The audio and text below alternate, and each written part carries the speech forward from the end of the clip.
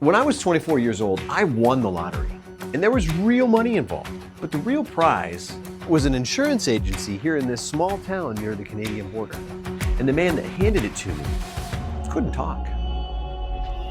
You see, I wanted to be a sports marketer.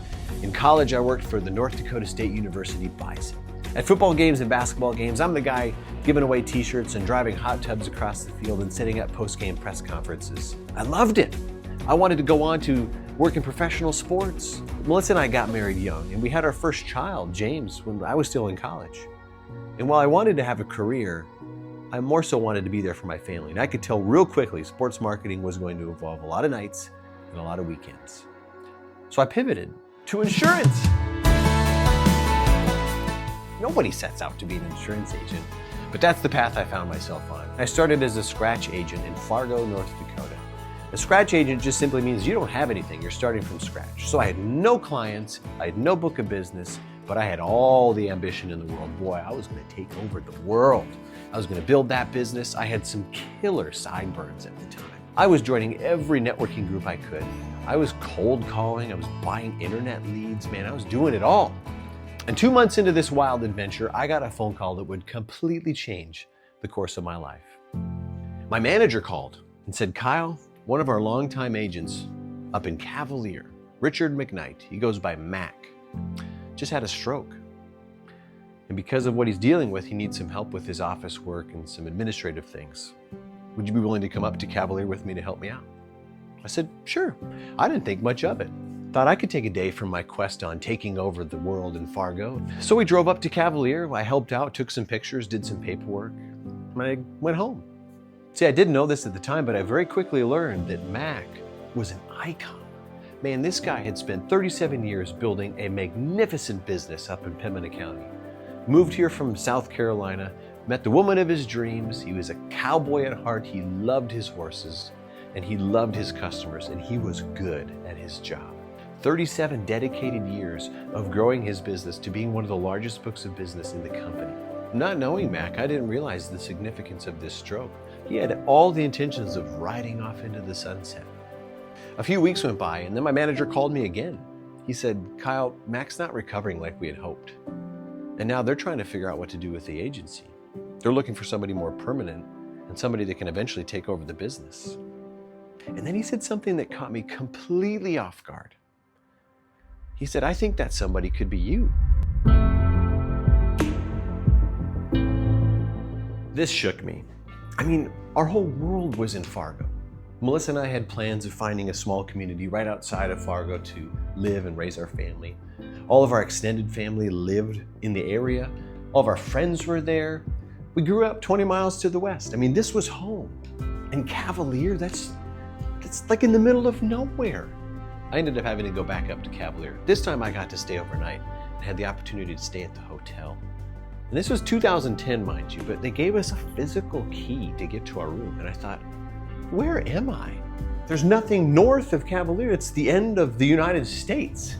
We looked it up on the internet. Their website looked like it was from the 90s. It's like, this is a dying town.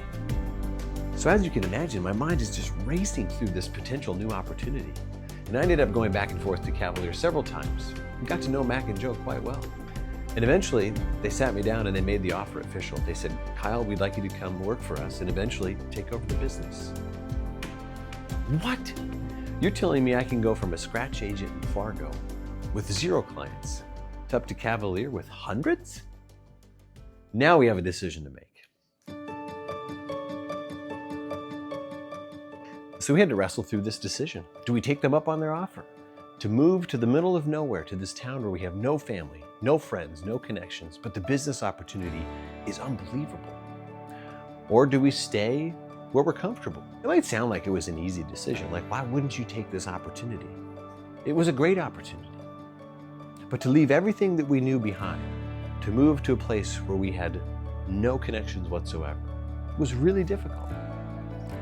I remember during that decision-making process, pulling up to a stoplight and just praying, Lord, just send a bus.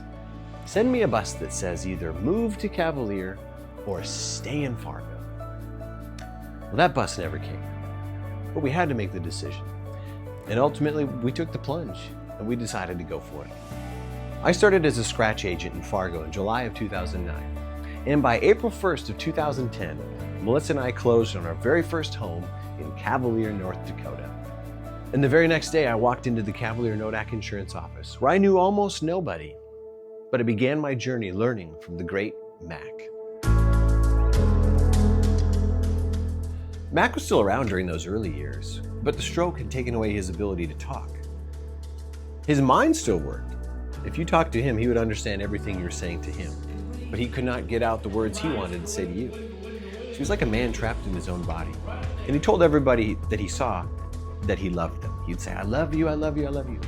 Which I learned he wasn't an overly affectionate guy before the stroke, but afterwards he would give everybody a big bear hug and tell them he loved them.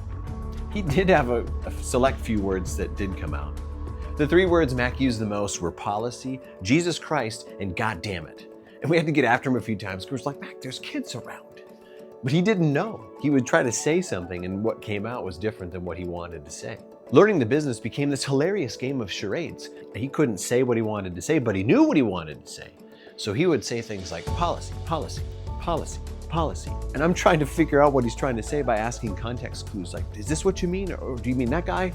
I'd pull files out and I'd try to point to things. Is this what you mean? And through what ended up being over 4 years of the game of charades, reading old emails, and asking a lot of questions, I was able to learn from the greatest agent I've ever known. The greatest thing he did was introduce me to all of his customers. And keep in mind, he had hundreds. So he would take me to farms, to cafes, people's homes, the post office. And I didn't really appreciate it at the time. But as he introduced me, I recognized now, here's Mac, this icon of the community. And I'm just the new guy, some 24-year-old punk kid from Fargo. But yet, me showing up with him and him saying, you can trust this guy, that made all the difference in my success in this business and in this community. That was a huge gift. Well, 4 years went by like that. And by 2015, I officially took over the business. I owe Mac a tremendous debt of gratitude. I'm so grateful for him trusting me with this business. They say you stand on the shoulders of giants. I happen to stand on the shoulders of a cowboy. Isn't that right, Mac? Oh, Lord, yes. Come on in here. Oh, gosh. How you doing? I appreciate you. Oh, Lord, have mercy. You're the man. Oh, God. You're the man. Crazy, crazy. Did you ever think some crazy young guy would be taking over for you? Yes. I love you. I love you too. I love you. God, Yeah. I love you. Grateful for you. I remember when this all started, my manager telling me, Kyle, if you take this opportunity, it's like winning the lottery. And I'm like, nah. It definitely was. Not just financially, although that has made a tremendous difference for our family. But this community, this place that has welcomed us with open arms, a place to build something meaningful. And the relationships?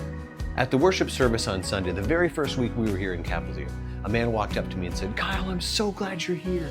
In fact, I prayed that you would come here. And I realized that bus that I had prayed for actually did show up, just not in the way I had expected. Listen, I understand my experience of winning the lottery at age 24 is pretty unique. But what's not unique to me is the fact that we all have opportunities throughout our life that, while they look great, they feel scary, they feel risky, it feels uncertain. It feels like moving to the middle of nowhere where you don't know anything. And we can't see on the other side of that opportunity to know what's there. But speaking from experience, if you say yes to those scary moments, if you lean into that uncomfortableness of those opportunities, there could be something over there that you never imagined that feels like winning the lottery. Thanks for watching. I really appreciate it. And I look forward to seeing you next time.